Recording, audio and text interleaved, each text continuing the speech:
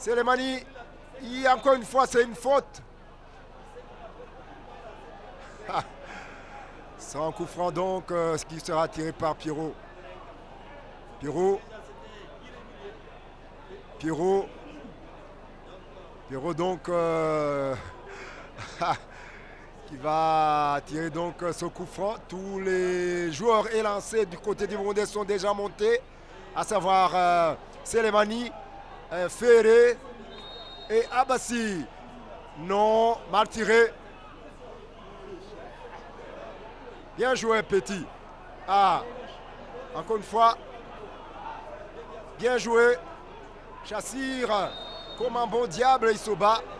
C'est le plus jeune et le plus court, mais il parvient quand même à bien jouer. Un coup franc lointain.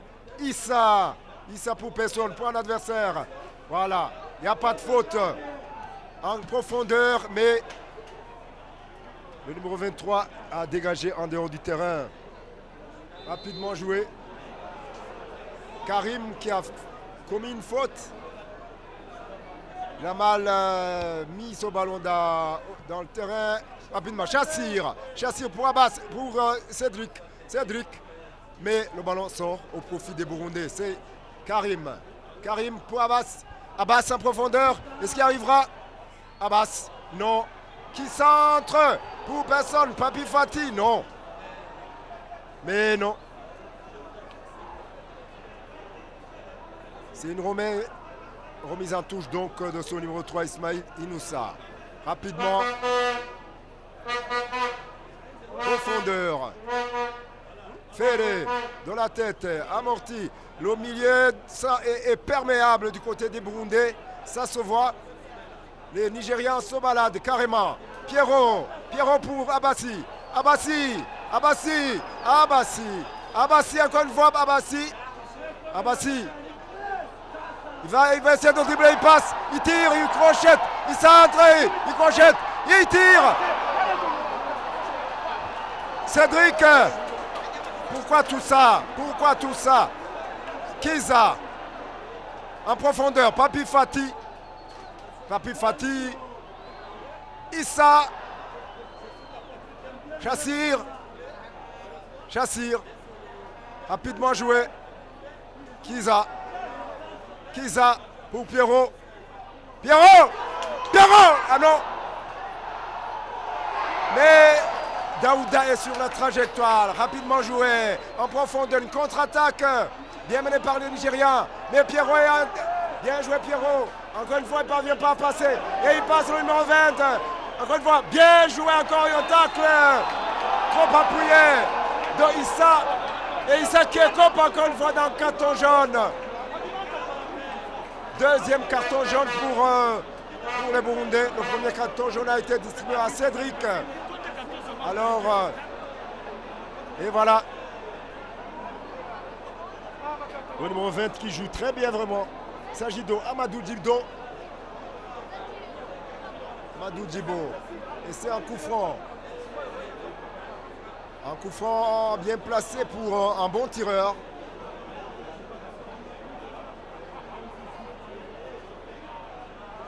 Une équipe nigériane qui a pris du poil de la bête en deuxième mi-temps donc. Et ils vont tirer. Ils tirent au-dessus de la barre transversale. Il a tiré très mal, n'importe comment. Mackenzie, qu'est-ce qu'il va faire? Ah non. Papi Fati. Kiza Fataki. Est-ce qu'il va y arriver? Évidemment. Et il va centrer, il soulève de belle manière. Le gardien de but.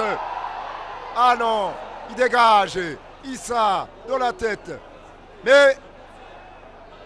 Allez. Selemani. Allez, le gauche, il centre. Corner. Ce sera un corner. Le bras des Nigérians est acculé.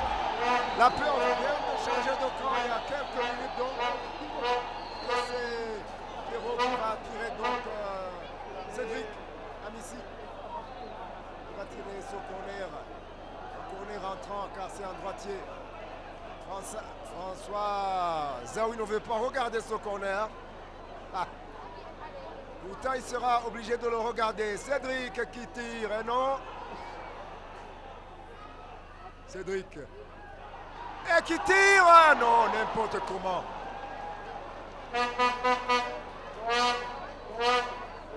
Il a tiré juste pour tirer. C'était même pas cadré.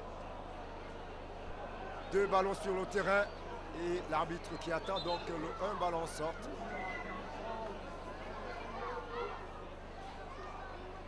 Chassir. Dégagement. Pour qui? Pour Papi Fati. Papi Fati. Pour qui?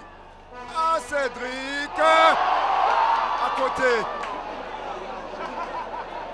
C'était bien cadré. Ça passait à côté. Le public voyait son ballon au fond des filets, mais c'est rentré au mauvais endroit. C'est-à-dire à l'extérieur. Déviation. Frédéric qui sort ce ballon. Donc ce sera pour les Nigérians qui vont effectuer cette rentrée de touche rapidement jouée par le numéro 17, Amadou Moutari. Amadou Moutari. Non. Il laisse le numéro 3. Encore une fois, c'est une occasion. Ça centre. Non. Bien joué, MacArthur. Il donne à Karim. Un bon ballon. Mais bien joué. Abassi. Bassi. Oh non. C'est un bon tir de Nassar. Il a joué, le joueur est seul là, côté droit. Mais bien joué encore une fois. Pierrot, calmement. Ah, là, ils ont compris. Balle au pied. Loin fort devant pour Abassi. Abassi non, ce sera pour le gardien de but, Daouda Kassali. 3e remplacement du côté des Nigérians. Et c'est le numéro 7, Modibo, qui va rentrer. Modibo Sidibé, qui va remplacer Ismaël Indoussa. Selemani, non. Et Daouda Kassali, donc. Qui prend tout son temps et qui donne à son coéquipier.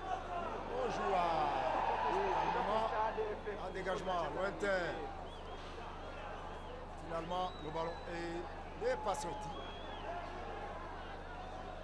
Il y a un joueur qui est au sol, c'est Nemani. Qui?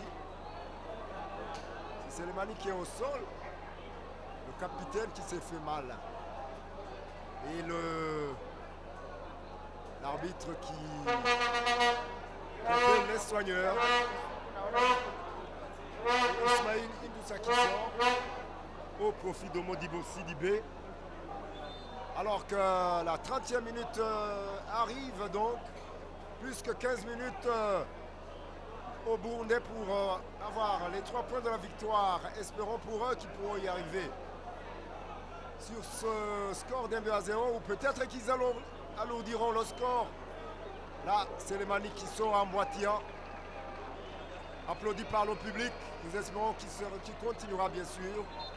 1-0 au cours de cette 2e mi-temps. Claude, je vous repasse le micro. Asante sana Theodore Lunga. Dakika ni ya 31, zinasalia dakika 14 tu ili mchezo umalizike.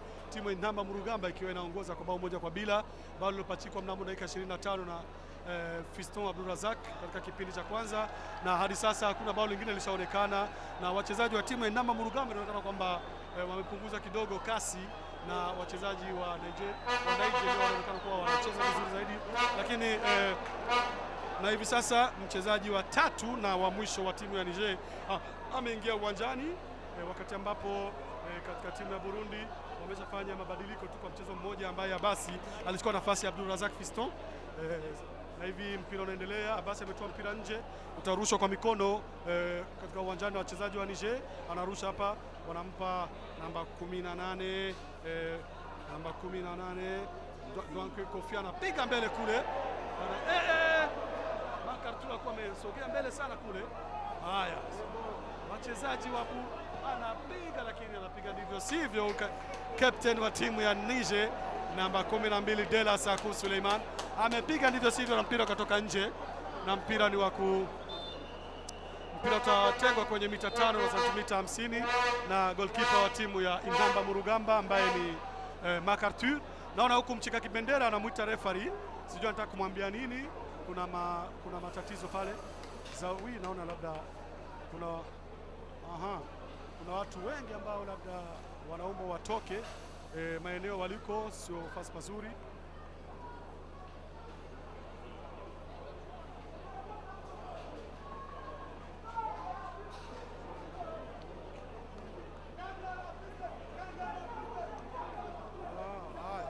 Kuna baadhi ya watu wa staff technique ya timu ya Nigeria wameenda kukaa sehemu sio ya kwao. Sasa wanawaomba watoke kwa sababu huenda wako wanasema maneno mabaya ya kumkashifu referee, na refa amewafukuza na kuwatoa sehemu maalum walikuwa wakikaa na kuwapeleka kwenye jukwaa huku kukaa pamoja na wengine, na ingo inaendelea. MacArthur anapiga mbele huku, piga mbele. Hamisi Cedric anapiga na kichwa pale, mpira miguuni mwa wachezaji wa Niger. Anakwenda pale Mackenzie kwa Seleman kwa Shassir kwa Papi Fati anampa Seleman anakwenda pale, anapiga chenga pale. Seleman anapiga nzuri pale, anakosa mtu pale kuweza anaudaka Dauda Kasali pale. Dauda Kasali pale anamtendea makosa pale mchezaji Hamisi Cedric, lakini wachezaji hao wa Nigeria wamehamaki, hawa wamekuwa na hasira ya karibu sana, kwa kitu ambacho kilikuwa sio cha msingi hata kidogo. Mchezaji yule goalkeeper alimufuata pale mchezaji Hamisi Cedric na kumvamia mchezaji huyu. Inaonekana kwamba wana visirani vya karibu. Anampa kadi ya njano goalkeeper huyu kwa kuwa alimvamia mchezaji Hamisi Cedric bila hatia, na anapewa kadi ya njano.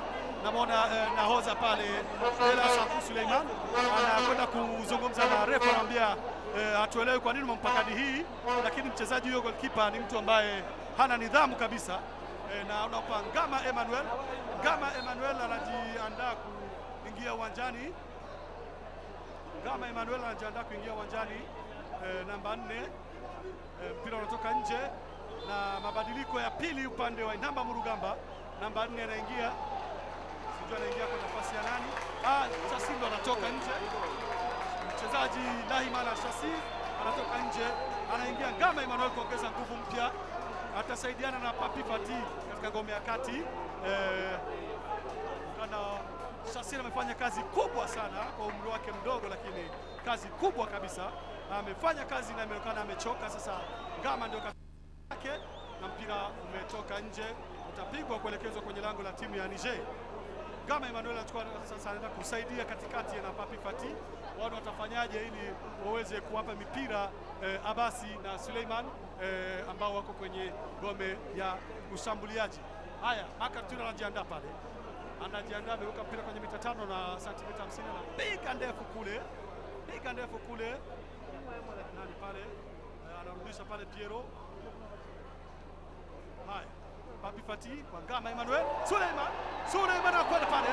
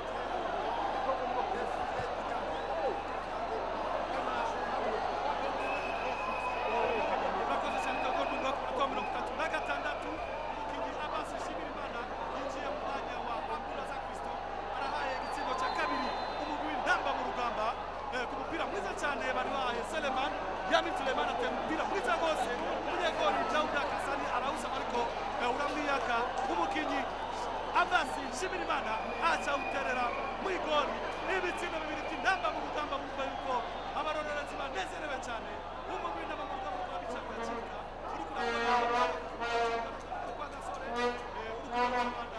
umupira wa Piero akaba umupira kusabira Nigeria abanyamije rero umupira abanyamije barawuteye ariko umupira ufisende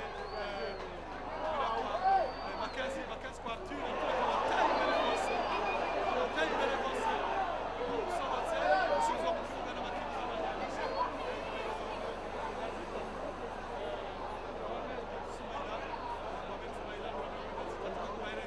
arahereje imbere rwose ariko Mackenzie akaboteye imbere Suleiman ariko arawuniganira na Sakosa akaboteye umupira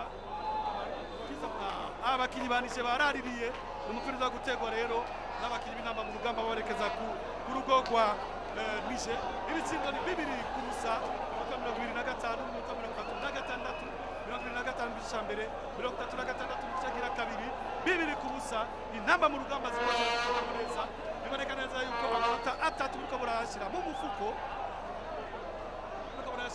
ndabona n'umukinnyi Kavumba Gudidier yagiye kwishusha gato biboneka ko ashobora nawe kwinjira mu kibuga mu kanya gato gufasha bagenzi be umupira rero ufise abanyanije nimero 20 ariko umupira ufise Abbas akaba ufashe Abbas Amisi Cedric kwa Papi Fati kwa Mackenzie neza cyane Selemani umupira usohoka cyagira kibigitsi cya gatatu mugabo Selemani yauteye biboneka neza yuko abakinnyi ba Niger bamugoye wari umupira wakuza gutegwa uva mu kibuga ariko umuhagarikiza akaba ataco yashimye kuvuga Dauda Kasale akaba ateye imbere Amisi Cedric akaba awugarukanye umutwe Abbas bakaba bamuvunye baramukubise nimero 23 Mohamed Soumaila akaba akubise inkokora Amisi Abbas ariko umuhagarikiza ntacyavuze ukino rwabandanije umupira kwa Niger barakinye aragera umupira ahereje nabi umupira kwa Mackenzie bakaba bamunaze umuhagarika Mackenzie bakaba bamunaze rero n'umupira uza gutegwa uharwa n'abakinnyi b'intamba mu rugamba Piero akaba ahereje inde akaba ahereje Ngama Emmanuel ariko akaba bari bawumwatse Selemani akaba ari ofise umupira ukaba uciye usohoka Ngama Emmanuel rero yinjiye mu kibanza Chasi kugira afashe bagenzi biwe akaba umupira kwa Piero kwa Fataki kwa Papi Fati akaba ahereje Piero akaba ahereje Mackenzie ariko umupira ukamusohotse mu gihe atanume yawukozeko umupira usohoka umukinnyi rero wa Niger akaba aryamye hasi naho uzi ko ari uburuhe nimero 7 Modibo Sidibe yari umupira ufise nimero Soumaila umupira ufise nimero 18 akaba ahereje umunyegori Dauda Kasali ariko aritaza tayi imbere rwose atake akaba usubija kwa Ngama Emmanuel Pakisa atake akaba cenze akaba ahereje Piero kwa Papi Fati nyuma kwa Frederic kwa Isa Hakizimana akaba tayi imbere Isa n'umuntu akaba uteye umupira ukaba ufise Papi Fati akabaye Amisi Cedric kwa Abbas ufise n'ubundi abakinnyi Ngama akaba ahaye Mackenzie akaba ahaye Papi Fati kwa Ngama Emmanuel kwa Selemani kwa Piero kwa Papi Fati kwa Fataki akaba suje nyuma kwa Suleiman Yamin akaba ahereje Fataki umupira bakaba abanyanije bawubatse ari bafite umupira rero ukaba ufise abakinnyi banije bateye imbere Isa ahereje Mackenzie neza cyane Mackenzie kwa Piero kwa Ngama Emmanuel kwa Amisi Cedric kwa Frederic kwa Piero Musa akaba ahereje papi pati kwa Makenzi kwa Amis Cedric akaba ahereje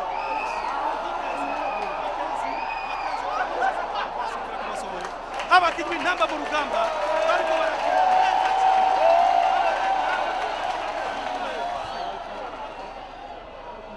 neza cyane Fedifoto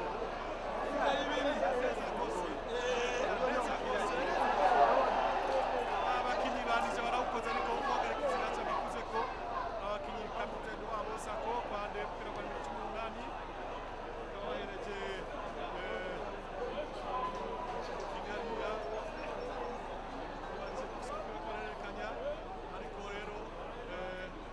Gama akaba umupira ukaba usohotse Gama akaba yagiye gufasha umupira ukaba wasohotse ari umupira rero usubizwa mu kibuga n'abakinnyi ba Nije bakinnyi b'intamba mu rugamba mu gihe Abdelmalek ariko ababwira umukinnyi Kavumbagu ati nyarutsa Kavumbagu Didier inimero 3 Kavumbagu Didier ahava yinjira mu kibuga nawe ariko aritegura Amisi Cedric ahereje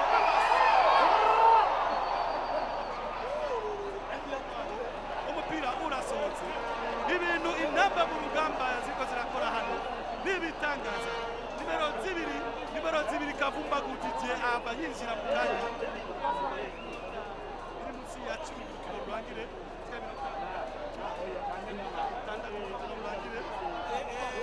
ugasa mu minota y'agasubizo uzikanota iminota 6 Kavumbagu Didier rero agira yinjire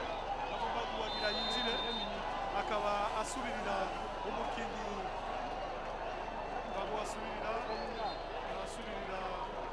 asubirira umukinnyi barateye imbere Makenzi ariko Munyegura arawufate arawufashe ndavuga bateye imbere gose abakinnyi banije bateye nabi cyane nimero zibiri wanije uwo Musa Mazu abateye nabi cyane yari yabonye ko Makartir ari imbere agira ngo amutungure kuva mu Kinyarwanda amugire ka surprise ariko azasanga awuteye nabi awutera kure gose rero Kavumbagu Didier arinjiye akaba yinjiye mu kibanza cha Yamin Suleiman kizigenza rero umugwi Yamin Suleiman ariwe yatumye haboneka igitego cya kabiri kuko yateye ishuti nziza Munyegura arawugarura Abasa cyawusubiza mu igori Yamin Suleiman rero aravuyemo akabahaye igitambara cy'umukapitene Kavumbagu Didier nimero zibiri yinjiye akaba rero yagize neza cyane ndabona umumenyereza Abdelmalek ariko aramubwira ati wagize neza cyane Makartir akaba ateye imbere gose umupira kwande umupira se papi Frederic akaba utanze ko akaba akoze ikosa nimero zibiri umupira zibiri wanije uwo Musa amukoreye ikosa w'abakinnyi nimero 23 bafashe umupira ateye imbere abakinnyi bakijijwe kwabo bashoboye ari mu bakinnyi benshi b'intamba mu rugamba urasohotse usubizwa mu kibuga n'abakinnyi banije nimero 17 Sise Mamane teye ariko isaciye tera gose aragiye abarundi umupira Gama Emmanuel ahereje Kavumbagu Umunyegura akaba aciye utera imbere ariko abarundi bafite umupira papi pati kanaye Gama Emmanuel papi pati n'ubundi papi pati kwa Makenzi akaba haye Gama Emmanuel ariko abakinnyi banije bakaba usohoye umupira utegwa uva ku mfuruka yasigaye iminota 3 gusa urukino rurarangiye utsinzi intamba mu rugamba ibitsindo bibiri kubusa ibitsindo bibiri by'intamba mu rugamba igitsindo cinjiye ku minota 25 cinjijwe na Abdurazak Fiston igitsindo cinjiye ku minota 26 cinjijwe na Shimirimana Abasi bibiri kubusa umugwi intamba mu rugamba ukaborotsa amanota atatu abarorezi bakaba banezerewe cyane kuko mubibona yari intsinzi twari twizeye kandi twari tunyotewe tukabona rero yuko urukino rurangiye tukaba rero tubashimiye mwese ko murarorera runo rukino tukaba tuzosubira mu yindi minsi murakoze cyane